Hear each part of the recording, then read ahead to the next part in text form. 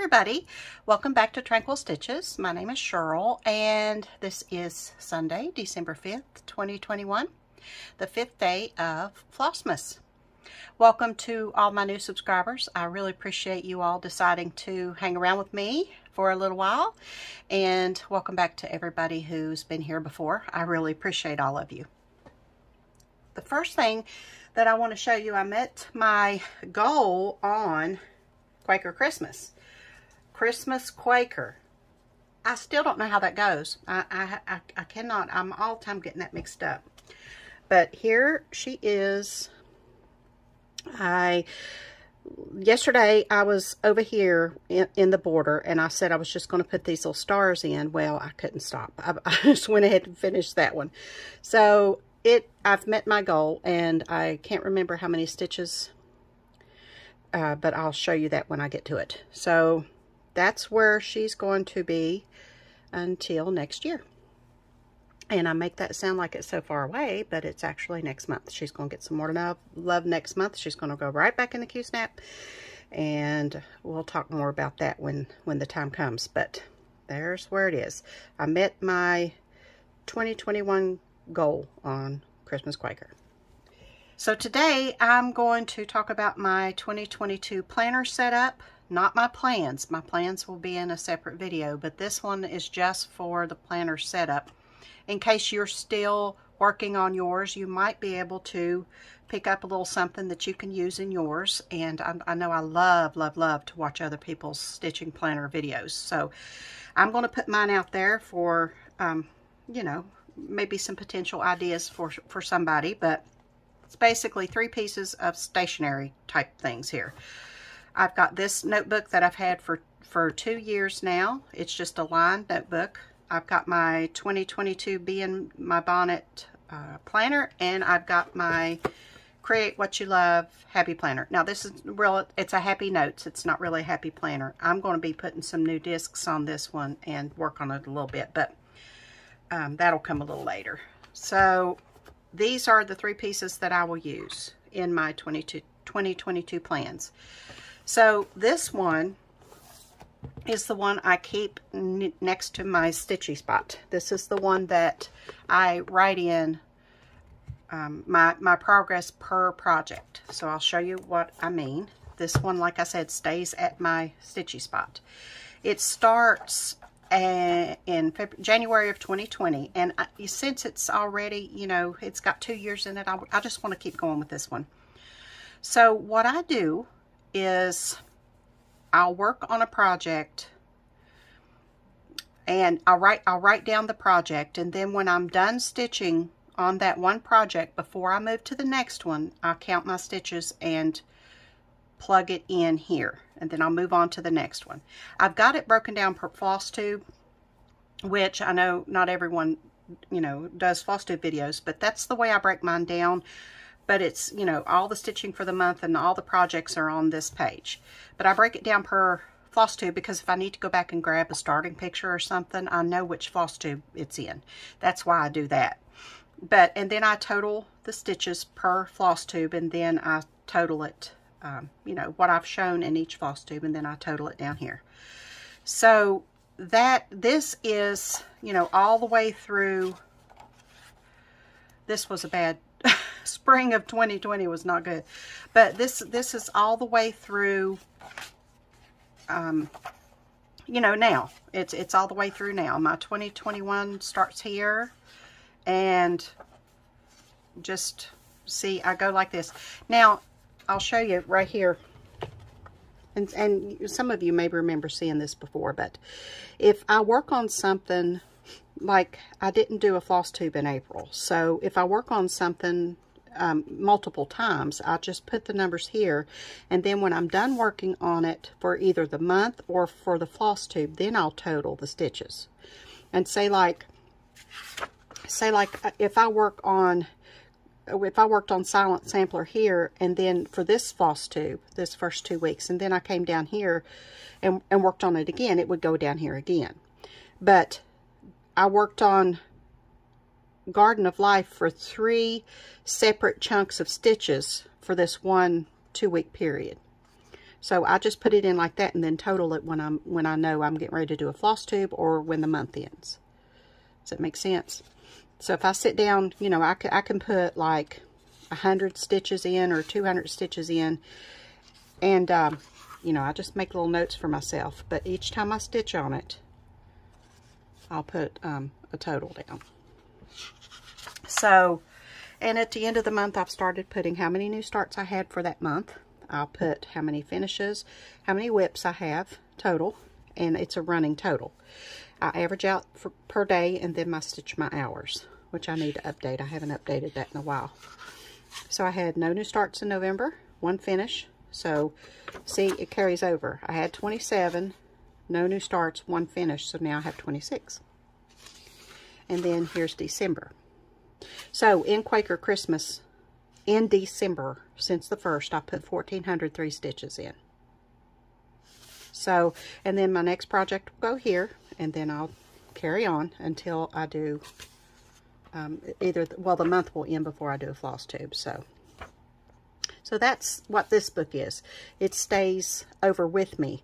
It's a lot easier to manipulate this than it is a planner, because the planner's, you know, a little bit bigger. This fits into my tote that I have sitting next to me when I'm stitching.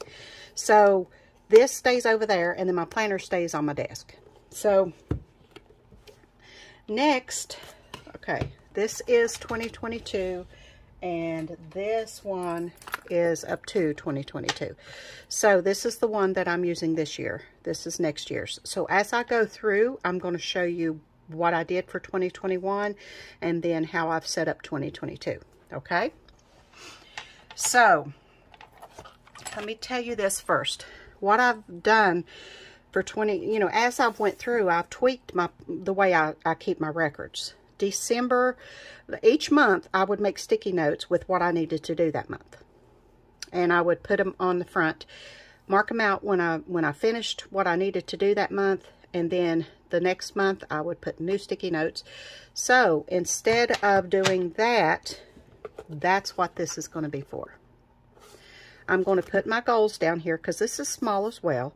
I'm going to put my goals down here and for each month, because there's a place to, like for January, there's a monthly, and then there's a place right here, priorities. See, I can just plug my priorities in right here, just like I did right here, and put it in here.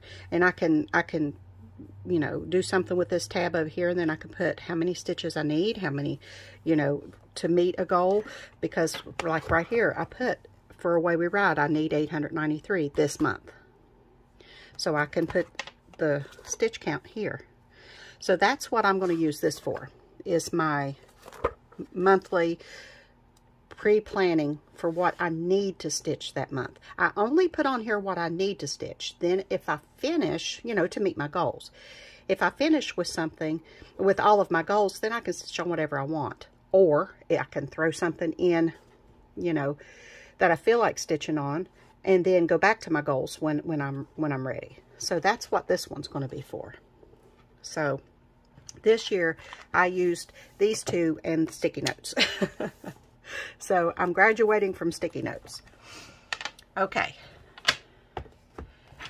And you know, it's all about what works for you. It's all about the way you're most comfortable in what you're doing. And you know, it's somebody's planner style could be totally off the mark as far as what you need. So you need to set your planner, if you plan to use one, or your stitching journal up the way that you feel most comfortable.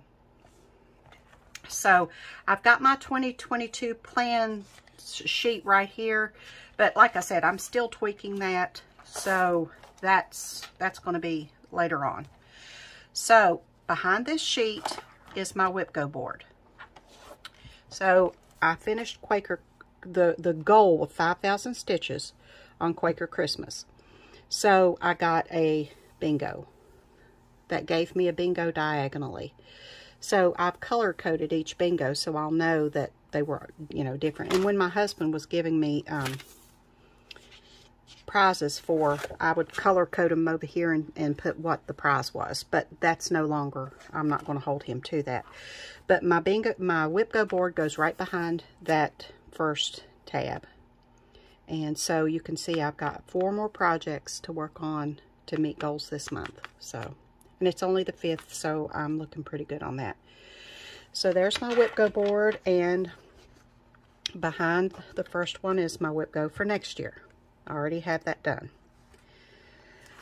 Okay, then this year I noticed that I needed something to break down the whip go, finish the projects to finish, and then stitch milestone goals. So I made another sheet and I put the ones I wanted to finish at the top, and then if they had a stitch goal, like Quaker Christmas Quaker did, I'll put the stitch goal there. And then I did a little monthly calculation here, but you know, I just kind of kept up with it.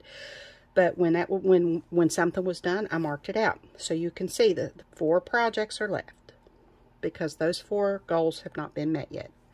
So I continued that sheet over to my Whip Go 2022 because it's very helpful to see, do I want to finish that one, or do I want to, you know, is it a stitch goal? So I also saw, you know, like where I showed you just here, how I had this right here. I made on the back of the sheet one of these for my stitch milestone ones, and then I can put out here each time I work on it, so I can keep up with how many stitches I have towards my goal.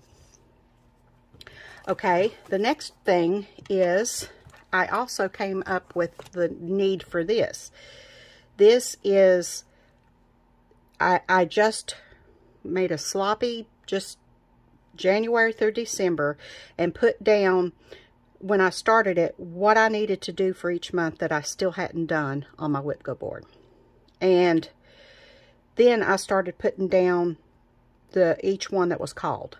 So I needed this to know which months, like I want to work on the oldest one. You know, if I have extra time, or if, you know, I look at my Whip Go board and say, okay, what's the oldest one that's already been called that I need to work on?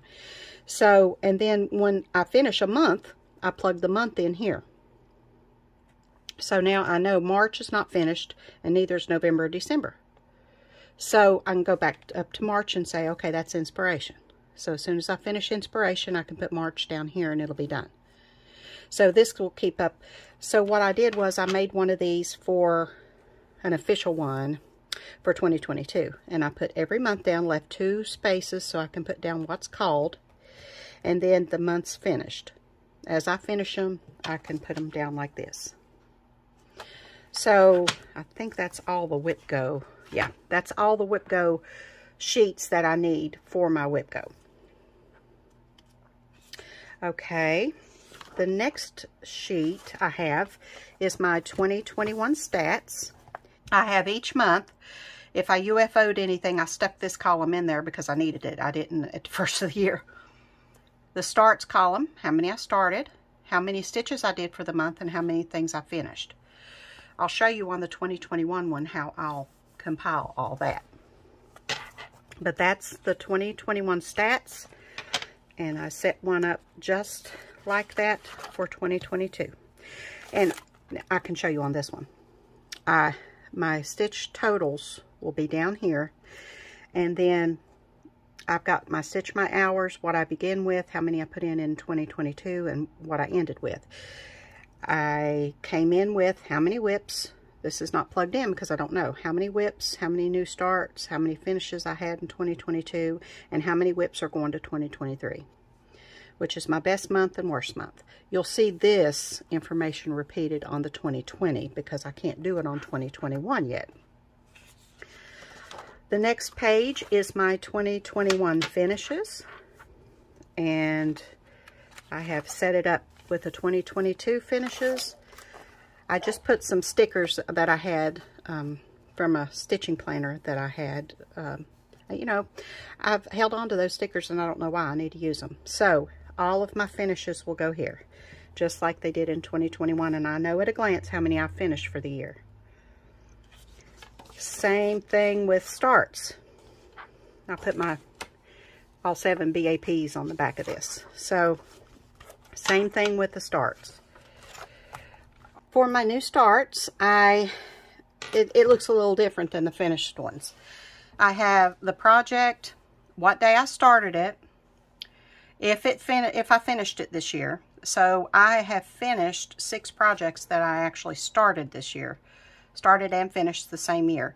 And then how many stitches I have put in this year, just this year, on these starts, because, you know, I started them this year. So these are already plugged in because I know that I'm done stitching with these. Even the whips, I'm done stitching with them until 2022. So I plugged these in as I went and said, well, I'm not going to put anything else in there until next year, so I can go ahead and total this column. So I did the same setup for 2022. It's the same thing. Started, finished, 2022 stitches. Then here are the whips I brought into 2021. This was all of the whips that I had on January 1st. So that were, you know, started prior to January 1st. This one includes a column for stitches to date. Stitches to date means that after the end of the year, when I have totaled all of my stitches up that I've put in for the year, that number will go here.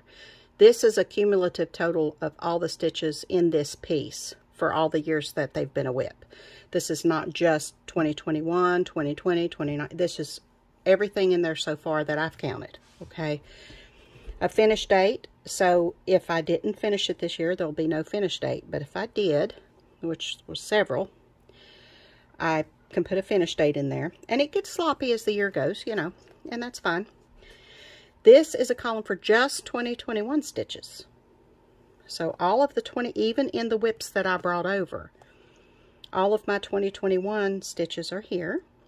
And then the total stitches here is what will go on next year's total. See? Whips brought into 2022. So this number goes here because stitches to date. And I've been adding these up as I go. These are finishes, so they obviously aren't on here. 31st of October, 3,570, 3,570. Because that adds the pre-2021 stitches, the 2021 stitches for a total. And that totals what I'm starting with. So when I finish this project, I'm going to be able to see how many stitches I put in completely. Just like this Jardine Privé, I came into 2021 with 196 stitches. I finished it on July 17th or 13th. In 2021, I put 1,719 stitches, and I have 1,915 stitches in it total. It's just, you know, I'm a bookkeeper, so right now I have 24 whips. I'm anticipating one on Christmas Day, so that's why I have 25 on here. Now, the pieces that I have not finished working on this year don't have totals yet.